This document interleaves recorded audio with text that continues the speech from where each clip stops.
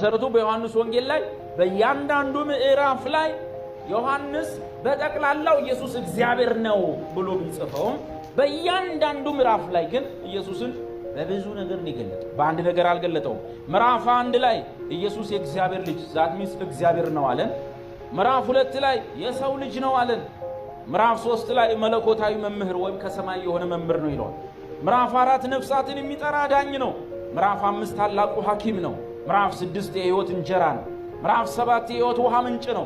ምዕራፍ 8 የኃጢአተኞችና የደካሞች ደገፋ ነው። ምዕራፍ 9 የዓለም ብርሃን ነው። ምዕራፍ 10 መልካም እረኛ ነው።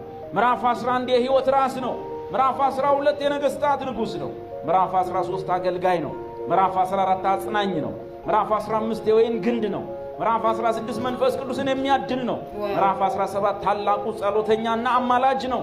ምዕራፍ 18 የመከራችን ተካፋይ ነው። ምዕራፍ 19 የተሰቀለው አዳኝ ነው። ምዕራፍ 20 ሞትን ያሸነፈ ነው።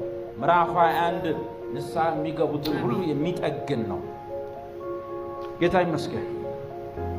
በኦሪት ዘፍጥረት ጌታ ኢየሱስ ፈጣሪ አምላካችን ነው። በዘጸአት የፋሲካችን በግ ነው።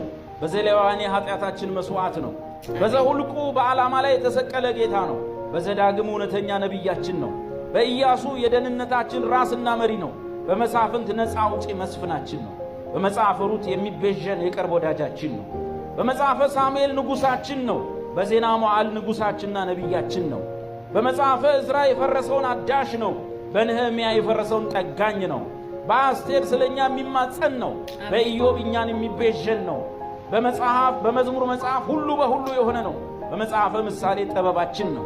በመጽሐፈ መክብብ የነገሮች ሁሉ ፍጻሜና መደምደሚያ ነው። በመኃልየ የነፍሳችን ወዳጅ ነው። በትንቢተ ኢሳይያስ የሚመጣው መሲህ ነው። በኤርምያስ ጻድቅ ቁጥቋጥ ነው። በሕዝቅኤል የሰው ልጅ ነው። በዳንኤል ላይ የሚያደቅና የሚፈጭ ድንጋይ ነው። በሆሴዕ ያፈገፈጉትን የሚመልስ ነው። በኢዮኤል የሚያድስና የሚጠግን ነው። በአሞጽ ላይ ሰማያዊ ባል ነው። በአብድዩ መድኃኒታችን ነው። በዮናስ ትንሣኤና ሕይወታችን ነው። በሚክያስ እውነተኛና ታማኝ ምስክር ነው። በናሆም በመከራ ጊዜ መሸሸጊያ ነው። በዕንባቆም የደህንነታችን አምላክ ነው። በሶፎንያስ ቀናተኛው አምላክ ነው። በሐጌ በአሕዛብ ሁሉ የተመረጠው ነው። በዘካርያስ ጻድቅ ቁጥቋጥ ነው። በሚልክያስ የጽድቅ ፀሐይ ነው። ማቴዎስ ወንጌል መሲህና ንጉሣችን ነው። በማርቆስ ወንጌል የእግዚአብሔርና የሕዝቡ አገልጋይ ባሪያ ነው። በሉቃስ የሰው ልጅን የጠፋውን የሚፈልግ ሰው ነው። በዮሐንስ ወንጌል እግዚአብሔር ልጅ ነው።